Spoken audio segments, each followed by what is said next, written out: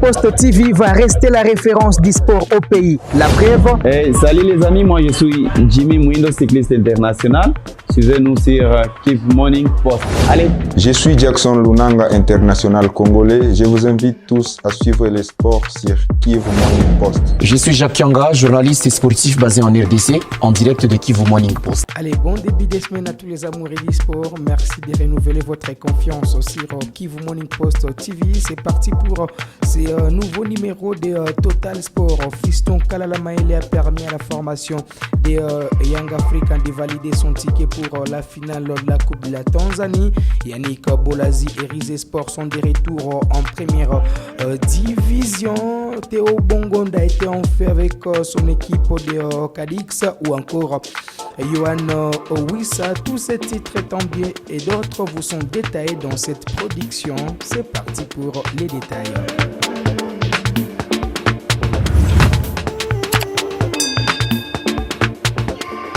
Allez, on va démarrer par le football de la ville de Goma avec le début de la phase finale du championnat provincial de football du Nord Kivu. Des matchs étaient au menu hier au stade de l'unité de la commune de Karisimbi. En première explication, la formation du FC Likonga de la partie nord de la province du Nord Kivu a créé la sensation en s'imposant des buts en 1 devant le FC Mwangaza. Pourtant, le tenant du titre du championnat local de football de Goma a lancé la première mèche par l'entremise de son meilleur arbitre Basila Mambo Kibaba avant de voir bien sûr Likonga revenir dans ces matchs et marquer les buts du break. Donc c'est un très beau départ pour la formation de Likonga. Pour Mwangaza, il faudra oublier déjà cette défaite et s'imposer pour se relancer dans cette compétition lors de la deuxième journée. 2 heures plus tard, il n'y a pas eu de vainqueur ni de vaincu entre les deux clubs qui ira du territoire de Massissi et la formation de Benisport. Un partout,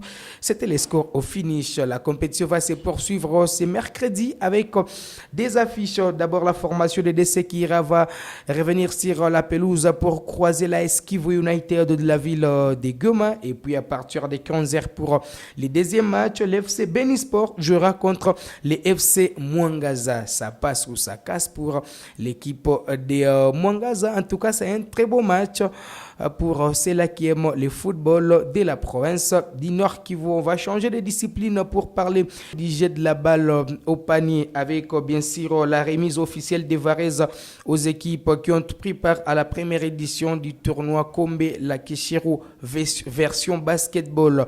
Chose promise, chose faite. L'initiateur du tournoi Kombe la Keshiru, Patrick Colombe, a remis les jets de Varese aux équipes les mieux classées de la première édition du tournoi Kombe la Keshiru. C'était les samedis dans la maison des jeunes. Nous sommes dans la ville de Goma. En fait l'ASB Chem, l'ASB Virunga et l'ASB Mokarmel. La première équipe, la deuxième et la troisième ont réussi les jeux de Varese pour en tout cas permettre à leurs équipes de s'habiller dans de bonnes conditions pour la deuxième édition de ces tournois tenus du 28 avril au 1er mai 2023 au stadium de l'ISC Goma. Je vais vous proposer de suivre les coordonnateurs de cette compétition, Dieboyongo, qui explique les retards de cet événement. En fait, nous avions pris du retard. C'était pour une bonne cause. C'est vrai qu'on voulait rendre un service de qualité. Et comme vous le savez, de bonnes choses prennent du temps. Après le tournoi, nous avions passé des commandes pour avoir des Varese de très bonne qualité. Et il fallait attendre, donc on a attendu et ces Varese-là sont arrivés. Et puis il fallait également floquer, imprimer sur le Varese. C'est un travail qu'on a fait toujours en collaboration avec les équipes concernées. Donc c'est ce qui nous a pris un peu du temps et aujourd'hui on est content de voir qu'on a réuni toutes ces équipes-là pour pouvoir enfin remettre, comme on l'avait promis, tous ces prix en général. Mais ce que les gens n'ont pas compris, c'est que nous avions organisé le tournoi Kombe la Keshiru en version basketball pour la première fois en seulement une période record de 21 jours. Donc on n'a pas eu beaucoup de temps pour mettre tout ça en place, mais nous nous sommes quand même lancés, on a accepté de prendre ces défis-là. Nous avions réussi les défis parce que sur le terrain tout s'est bien passé et après on devait honorer notre part de contrat. On avait promis à ces équipes-là de remettre de prix après un délai raisonnable Et je crois qu'aujourd'hui, nous l'avons fait. Il y a eu des gens qui nous ont contactés pour Saint-Passaté et consorts. C'est vrai que plus ils ne voyaient rien se passer et tout le monde pouvait dire ce qu'il voulait. Mais aujourd'hui, je crois que nous venons d'élever tout équivoque et tout le monde est content. Ouais, nous ne sommes jamais mis ensemble pour faire des aventures, surtout dans le cadre du programme Kombela Keshero depuis le début. Donc ce n'est pas aujourd'hui que ça va changer. Nous savons qu'il y aura bien d'autres éditions qui vont suivre, donc nous avions intérêt également à protéger et à soigner non seulement notre image mais tous les programmes. Et je crois que nous l'avions fait comme il le fallait. Aujourd'hui, nous avions fini ces travaux. Et là, je crois qu'on se projette déjà pour un nouveau plan dans le programme Kombela Keshero. Absolument. Puisque c'est un programme, ça veut dire qu'il y a un plan qui est en stock. Ouais. On est au mois de mai. Apparemment, en juillet, il y aurait une version football, 3e édition. Oui, au mois de juillet, nous allons revenir en version football avec une 3e édition Kombela Keshero. Le format sera dévoilé très prochainement. Ça reste une surprise, mais nous sommes en train de travailler. Le but est toujours de rendre le monde et surtout la jeunesse. Allez, revenons maintenant au football pour parler de l'international congolais Fiston Kalala Maele et son équipe des Young Africans de la Tanzanie. C'est dimanche, ils étaient sur la pelouse face à la formation des Zingida Big Star pour les comptes du dernier carré de la Coupe de la Tanzanie. Victoire des Young Africa 1-0, but marqué par l'international congolais. Entré en cours de jeu, Fiston Kalala Maele a permis à son équipe de valider son ticket pour la finale. La formation des Young Africa jouera contre Azam Football Club. Cette saison, c'est quasiment une saison réussie pour la formation des Young Africa. Cette équipe qui a remporté d'abord la Ligue Kubara, les championnats tanzaniens de la première division. Young Africa est en finale lors de la Coupe de la Confédération. Et cette équipe est aussi en finale pour la Coupe de la Tanzanie. Coup de chapeau donc à cette formation, mais également à sa colonie congolaise. Fiston Kalala Maele, Jésus Moloko Dikapela, Yannick Bangala Litombo, Juma Shabani Wadol, Joyce Lomalisa, sans oublier Rossi Tuisila Kisinda. Et pour la finale de la Coupe de la Confédération de la CAF, c'est lui qui a été retenu comme arbitre principal du match aller entre Young Africa et l'ISM Alger, un match qui se jouera au Benjamin Kappa Stadium. L'arbitre central sera Jean-Jacques Ndala, l'international congolais qui va diriger en tout cas cette rencontre. Jean-Jacques Ndala aura l'occasion de convaincre une fois de plus la Confédération africaine de football et bien sûr porter haut les drapeaux de la République démocratique du Congo. Ça pourra être donc un match de retrouvailles entre Jean-Jacques Ndala et les internationaux congolais qui évoluent au sein des Young Africa. Alors, on va parler de notre Congolais. Il s'agit de Yohan Wissa, buteur et passeur décisif le samedi face à Tottenham.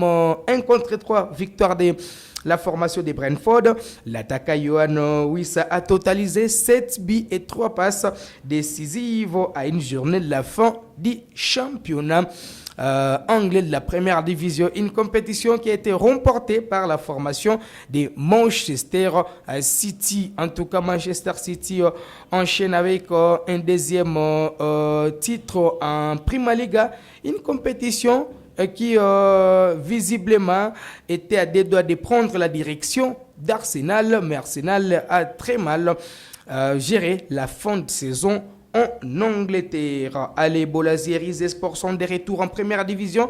Je l'ai d'ailleurs annoncé dans les titres alors qu'il n'avait besoin que d'un point pour valider sa montée. Rize Sport a fait un match nul devant Altinordou 0-0. C'était le score au finish. Un résultat qui permet à la formation des Rize Sport de finir à la deuxième position avec 68 points. Titulaire Yannick Koyala Bolazi a disputé toute la rencontre avec son équipe.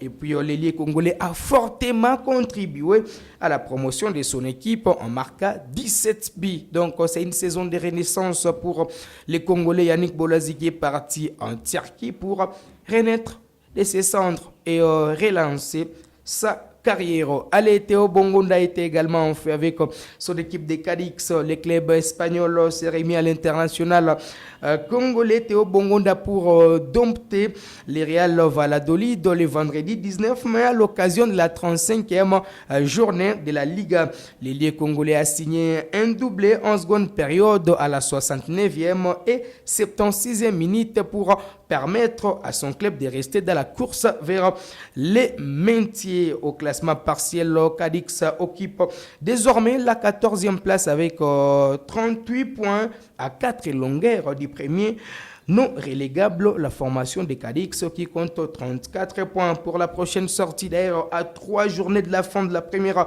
division du championnat espagnol. Théo Bongonda et son club se déplacent sur la pelouse de Villarreal le 24 mai prochain. Arrivé cette saison en Espagne en provenance de la Belgique au sein de l'effectif du Racing Club de Genk, Théo Bongonda a joué 28 matchs et compte 4 buts en Liga avec Cadix, les natifs de Charleroi, avec 4 capes en sélection nationale de la RDC, revient du dernier regroupement des Léopards ponctué par une passe décisive. Il est une fois de plus attendu dans la tanière des Léopards au mois de juin prochain. Alors, on va peut-être finir avec un autre Congolais qui s'appelle Chancel Mbemba. Mbemba reste en course pour les prix Marc Vivien Foé au terme d'une très belle saison avec l'Olympique de Marseille. L'international congolais Chancel Mbemba est un prétendant sérieux au titre du prix Marc Vivien Foé, récompensant les meilleurs joueurs africains de la Ligue 1. Nous sommes en France. C'est vendredi 19 mai 2023. La Radio France Internationale et France 24 ont dévoilé la liste des 3 joueurs retenus pour ces trophées. Et donc, les Congolais vont se battre aux côtés de l'Ivoirien Seko Fofana et du Nigeria Tarem Mofi après une première liste de 11 joueurs. Les vainqueurs des prix Marc Vivien Foé sera donc connu le 30 mai prochain et les Congolais Chancel Mbemba pourra être le deuxième Congolais à remporter ces trophées. Après Gaël Kakuta, c'était en 2019. Arrivé libre de tout contrat à Marseille le 15 juillet 2022 en provenance de Porto. Les défenseurs réguliers, accrocheurs techniques et buteurs a joué 42 matchs, toutes compétitions confondues pour 6 buts marqués avec son club. Avec 68 caps et 4 buts en sélection nationale, les défenseurs congolais est attendu chez les Léopards au mois de juin. Comme je le disais, Chancel Mbemba et ses coéquipiers se déplaceront à Franceville pour jouer contre les Panthères du Gabon à l'occasion de la 5e et avant-dernière journée des éliminatoires de la Coupe d'Afrique des Nations Côte d'Ivoire 2023. Et la date du tirage au sort de cette compétition a été dévoilée. Le comité exécutif de la CAF a annoncé que le tirage au sort de la Coupe d'Afrique des Nations se tiendra le 12 octobre prochain. Et donc, toutes les équipes seront fixées au terme de la 6e journée des éliminatoires de cette compétition. Voilà qui met un terme à ces numéros de Total Sport. Vous l'avez médité. Merci à toute l'équipe de Kivu Morning Post TV. Georges Ben Mouima, je vous fixe rendez-vous très prochainement avec ce même plaisir.